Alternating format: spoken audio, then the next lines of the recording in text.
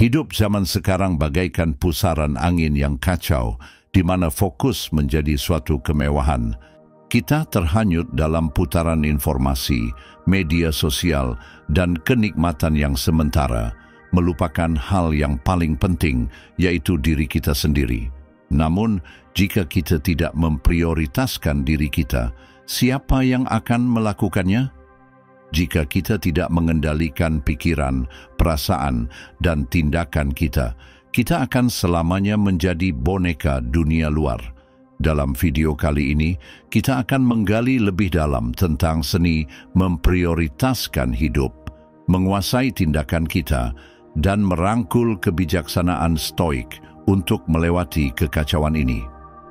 Ini bukan hanya soal mengurangi waktu layar atau mengatur daftar tugas, melainkan tentang mentransformasi cara kita berinteraksi dengan dunia sekitar. Di akhir video ini, kamu akan memiliki toolkit yang tidak hanya melindungimu dari gangguan, tetapi juga mengarahkanmu menuju hidup yang penuh tujuan dan kendali. Mari kita buka rahasia untuk hidup yang fokus dan penuh tujuan dengan cara stoik. Alasan mengapa kamu harus mengambil kendali atas hidupmu. Mengambil alih kendali atas hidupmu lebih dari sekadar langkah untuk menunjukkan kekuatan. Ini adalah sebuah kebutuhan bagi siapa saja yang ingin lepas dari tarikan gangguan dan tekanan kehidupan yang tak ada habisnya. Ada sesuatu yang sangat memberdayakan ketika kita menyadari bahwa kita dan hanya kita yang memiliki kendali penuh atas pikiran, perasaan, dan tindakan kita. Rasanya seperti bangun di suatu pagi dan menyadari bahwa kendali atas hidup kita sudah ada di tangan kita sejak awal. Filsafat stoik mengajarkan kita pentingnya fokus pada apa yang bisa kita kendalikan, yaitu tindakan dan reaksi kita sendiri. Para stoik percaya bahwa meskipun kita tidak dapat mengendalikan dunia di sekitar kita, kita tetap dapat mengontrol bagaimana kita meresponsnya. Pikirkan sejenak. Setiap hari kita dihadapkan dengan banyak pilihan. Apa yang harus diprioritaskan, bagaimana merespons tantangan, dan di mana harus menginvestasikan energi kita. Jika kita tidak membuat keputusan ini dengan sadar, kita hanya akan bereaksi terhadap apa yang terjadi pada kita. Tetapi, ketika kita mulai mengambil kendali, kita tidak hanya bereaksi, kita bertindak dengan niat dan tujuan. Mengambil kendali atas hidupmu juga tidak berarti kamu harus melakukannya sendirian atau menjadi serigala kesepian. Ini tentang memahami nilai-nilai pribadi kita, menyelaraskan tindakan kita dengan nilai-nilai itu, dan menetapkan batasan yang memungkinkan kita tetap setia pada diri sendiri. Ini juga tentang mengetahui kapan harus mengatakan ya, dan lebih penting lagi, kapan harus mengatakan tidak. Seberapa sering kamu merasa terlalu banyak terikat pada tugas atau komitmen yang tidak mendukung tujuanmu? Setiap kali kita mengambil sesuatu yang tidak sejalan dengan nilai kita, kita tidak hanya menghabiskan waktu, tetapi juga mengurangi esensi dan kekuatan pribadi kita. Tindakan ini berhubungan erat dengan tanggung jawab. Stoikisme tidak hanya mengajarkan kita untuk bertahan menghadapi kesulitan hidup, tetapi juga menerima tanggung jawab atas hidup kita, termasuk kebahagiaan dan kesejahteraan kita. Jika kita ingin hidup kita berubah, kita harus mengubah cara kita menjalani hidup itu. Itu berarti merombak kebiasaan sehari-hari kita, memikirkan ulang komitmen kita, dan merestrukturisasi cara kita menghabiskan waktu. Bayangkan kebebasan yang datang ketika kita bisa mengendalikan hidup kita. Tiba-tiba kita tidak lagi berada di bawah kendali keadaan. Kita bisa memilih bagaimana merespons ketika keadaan tidak berjalan sesuai rencana, dan bagaimana tetap maju dengan visi jangka panjang kita, meskipun ada rintangan sementara. Mengubah pola pikir ini memiliki kekuatan yang besar. Ini bukan hanya tentang menghindari hal-hal buruk, tetapi lebih pada menciptakan hal-hal baik, dengan memberi ruang untuk hal-hal yang benar-benar penting. Dan jangan lupakan ketenangan yang datang dengan pendekatan ini. Ketika kita mengendalikan hidup kita, ada rasa kedamaian yang mendalam dalam segala hal yang kita lakukan. Kita tidak lagi terbawa arus ke kiri dan ke kanan. Sebaliknya, kita bergerak melalui hidup dengan ketenangan, tahu bahwa apapun yang terjadi, kita memiliki kekuatan batin untuk menghadapinya. Pentingnya membangun disiplin dan pengorbanan. Disiplin dan pengorbanan mungkin terdengar seperti kata-kata besar yang mengingatkan kita pada latihan fisik yang berat atau mengorbankan semua makanan favorit. Namun jika kita memikirkannya lebih dalam, kedua konsep ini sebenarnya berkaitan dengan menciptakan hidup yang selaras dengan nilai-nilai dan aspirasi terdalam kita. Ini tentang memilih kesejahteraan jangka panjangmu daripada kenikmatan sesaat, dan itu adalah pilihan yang kuat untuk dibuat. Ketika kita menyelami filsafat Stoik, kita akan menemukan penekanan yang kuat pada pengendalian diri dan hidup berdasarkan alasan, bukan berdasarkan emosi atau keinginan yang sementara. Para Stoik bukan berarti menahan diri dari kebahagiaan, tetapi mereka lebih memilih kebahagiaan yang bertahan lama, memilih kebajikan yang bertahan seiring waktu, daripada solusi cepat atau pencapaian yang dangkal. Membangun disiplin pada dasarnya adalah membangun kekuatan yang membantumu secara konsisten membuat pilihan yang tepat. Ini adalah latihan untuk menyelaraskan tindakan kita dengan nilai-nilai kita setiap hari. Bahkan saat itu bukan pilihan yang mudah untuk dilakukan. Sekarang, mari kita bahas tentang pengorbanan. Pengorbanan seringkali dianggap sebagai melepaskan sesuatu, tetapi dalam konteks Stoik, ini lebih tentang investasi. Kamu tidak kehilangan sesuatu, kamu sedang berinvestasi pada sesuatu yang lebih besar.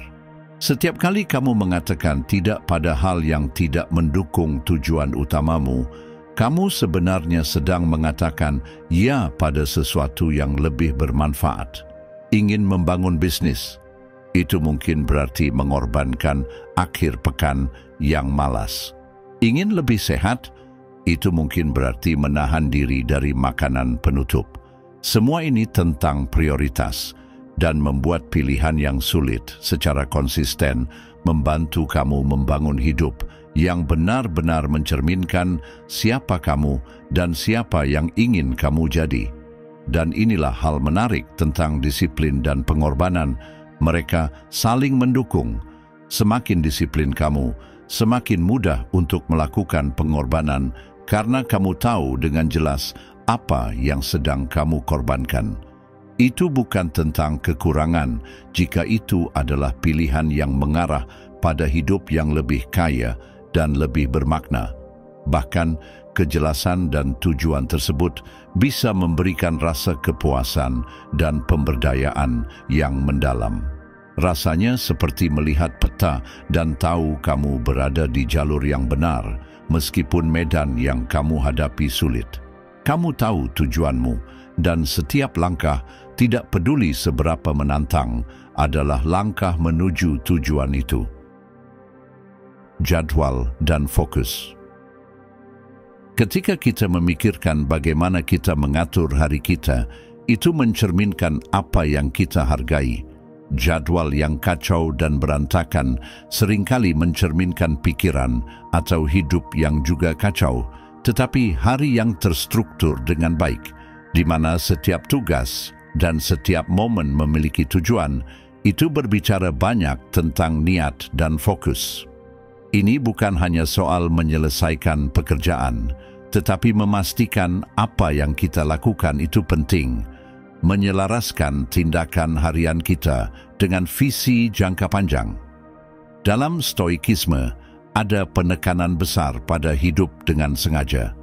Tidak cukup hanya berjalan mengambang, bereaksi terhadap apapun yang terjadi.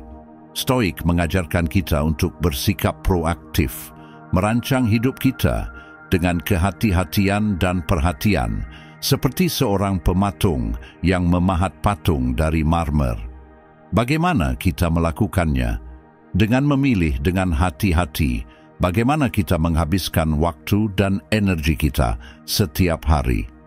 Menjadwalkan dan fokus bukan hanya alat untuk produktivitas, tetapi juga praktik fundamental yang membantu kita hidup lebih bijaksana dan lebih bermakna. Pikirkan tentang hari-harimu yang biasa.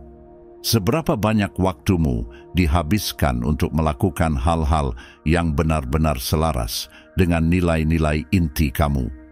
Seberapa banyak waktu yang dihabiskan untuk gangguan atau kegiatan yang tidak benar-benar memberimu manfaat? Kenyataannya, tanpa jadwal yang jelas dan fokus yang tajam, sangat mudah untuk tersesat. Dunia modern dirancang untuk menarik perhatian kita ke berbagai arah, notifikasi, guliran tak ada habisnya di media sosial, drama terbaru. Semua itu bisa mengalihkan kita dari waktu yang seharusnya bisa digunakan untuk hal-hal yang lebih bermanfaat. Disinilah seni fokus berperan. Fokus bukan hanya keterampilan, tetapi juga latihan, hampir seperti meditasi. Ini tentang membawa perhatian kita kembali ke saat ini, ke tugas yang sedang kita kerjakan berulang kali, tidak peduli berapa kali perhatian kita teralihkan.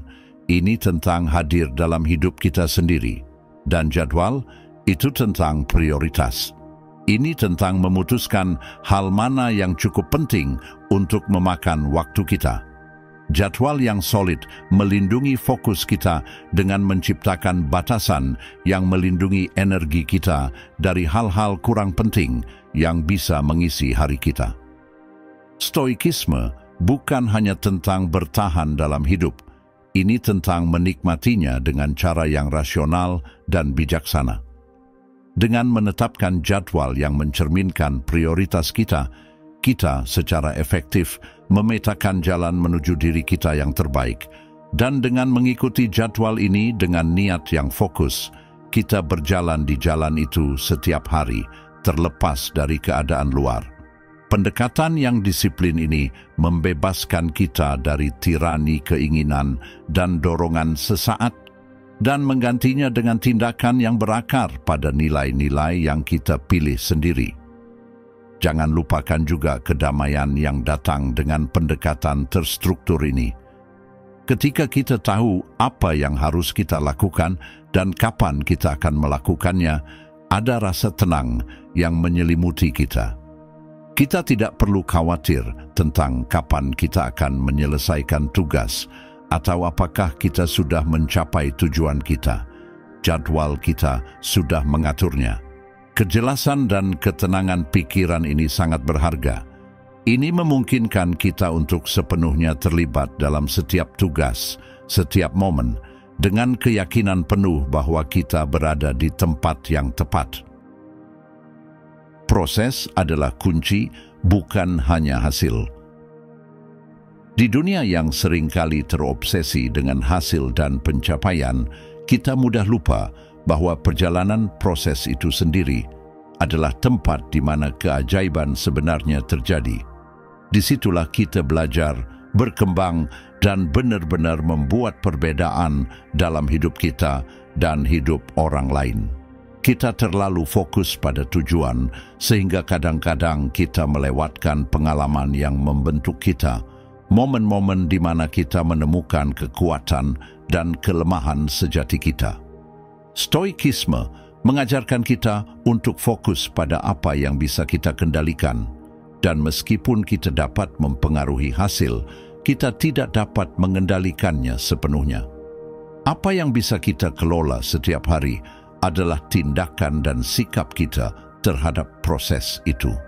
Dengan mengalihkan fokus kita dari hasil menuju tindakan yang mengarah pada hasil tersebut, kita mendapatkan rasa kontrol dan kepuasan yang lebih dalam. Ini bukan hanya soal mencapai puncak gunung, tetapi tentang menjadi seseorang yang bisa mendaki gunung kapanpun kita mau. Pikirkan seperti ini, jika kamu hanya fokus pada mencapai puncak gunung, kamu mungkin akan melewatkan pelajaran yang didapat dari perjuangan mendaki, beradaptasi dengan angin kencang, atau strategi yang diperlukan untuk menghadapi pendakian berikutnya. Pengalaman-pengalaman ini sangat berharga. Mereka tidak hanya mempersiapkan kita untuk satu tujuan spesifik, tetapi juga untuk tantangan apapun yang mungkin datang di masa depan. Dengan fokus pada proses, kita menjadi lebih fleksibel, tangguh, dan siap menghadapi apa saja. Kita menjadi ahli dalam beradaptasi, bukan hanya juara sesaat. Dan ada hal lain yang perlu dipertimbangkan ketika kita hanya fokus pada hasil. Kita sering tergoda untuk mencari jalan pintas. Kita mungkin mencapai tujuan jangka pendek kita, tetapi dengan biaya yang tinggi. Dengan menghargai proses, kita memastikan bahwa kita sedang membangun sesuatu yang berkelanjutan, bahwa kita tidak sedang membangun rumah kartu yang siap runtuh begitu ada masalah. Kita membangun fondasi yang kuat, bata demi bata, dengan tangan kita sendiri.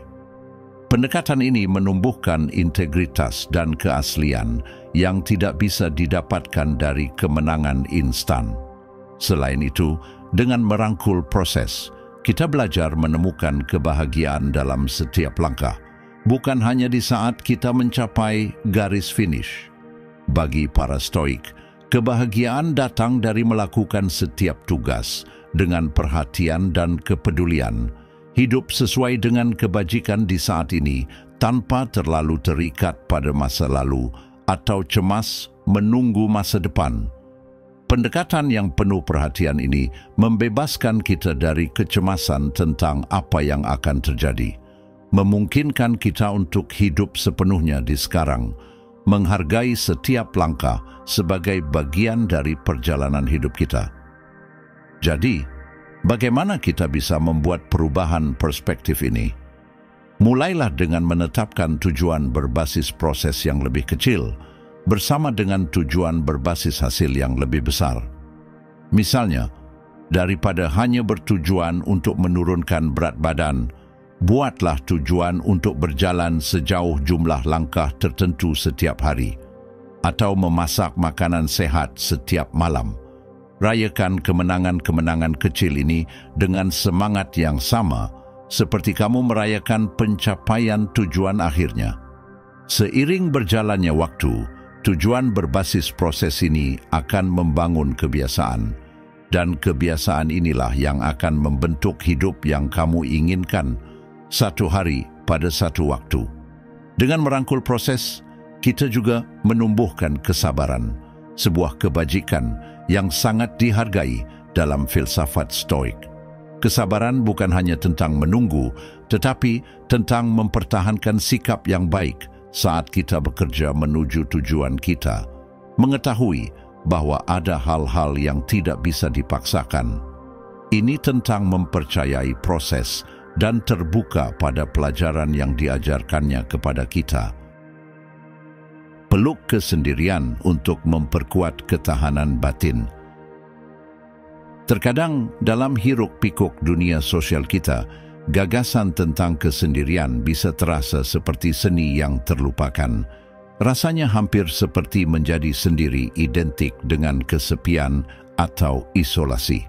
Namun, ada perbedaan yang sangat mendalam antara merasa kesepian dan merangkul kesendirian. Ketika kita memilih kesendirian, kita tidak hanya menjauh dari kebisingan dunia, tetapi kita justru mendekatkan diri pada diri kita sendiri.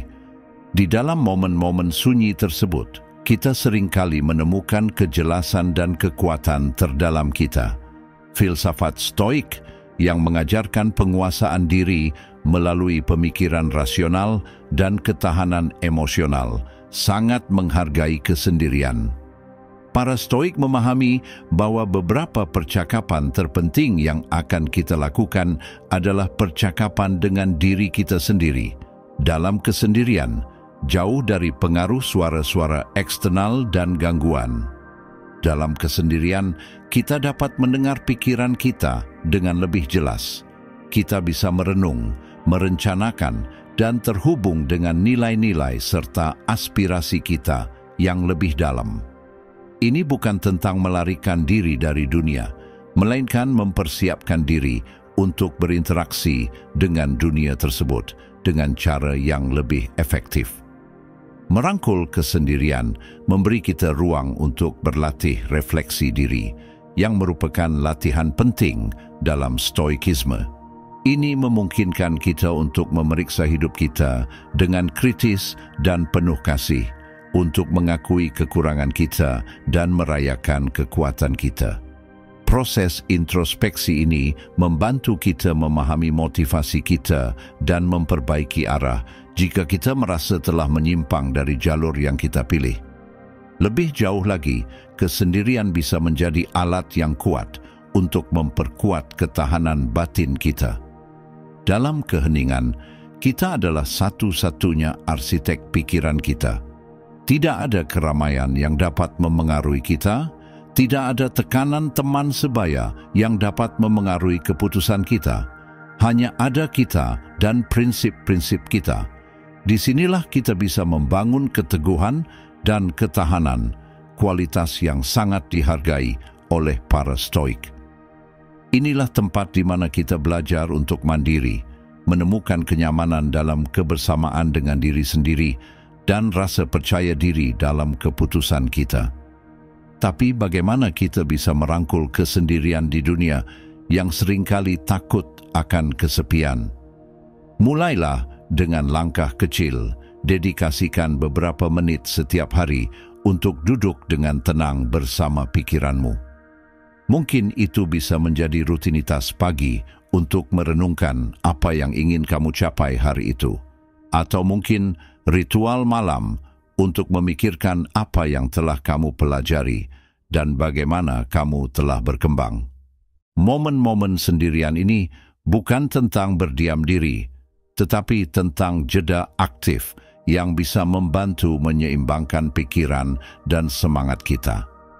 Ingat, tujuan merangkul kesendirian bukan untuk menghindar dari hubungan dan kegiatan yang memperkaya hidup kita. Sebaliknya, ini tentang menciptakan keseimbangan. Seperti halnya tubuh kita membutuhkan istirahat setelah beraktivitas, pikiran kita juga mendapat manfaat dari ketenangan setelah kebisingan. Kesendirian menyediakan tempat perlindungan bagi pikiran kita untuk beristirahat dan pulih, mendapatkan kekuatan yang dibutuhkan untuk menghadapi kompleksitas hidup dengan ketenangan dan sikap yang mantap. Dan inilah aspek lain yang indah dari kesendirian. Ini meningkatkan rasa apresiasi kita terhadap hubungan yang kita miliki. Ketika kita menghabiskan waktu sendirian untuk merenung tentang nilai dan pengalaman kita, kita seringkali mendapatkan pemahaman yang lebih dalam tentang hubungan dan komunitas yang mendukung dan memperkaya hidup kita. Kita kembali ke lingkaran sosial kita dengan semangat baru, mungkin dengan wawasan dan ide-ide baru yang bisa kita bagikan. Terima kasih telah bergabung hari ini. Ingat, dalam keheningan kesendirian, kita menemukan gema kekuatan sejati kita. Jangan lupa untuk menonton salah satu video yang disarankan di layar untuk melanjutkan perjalananmu menuju hidup yang lebih terfokus dan penuh makna bersama-sama. Sampai jumpa di video berikutnya.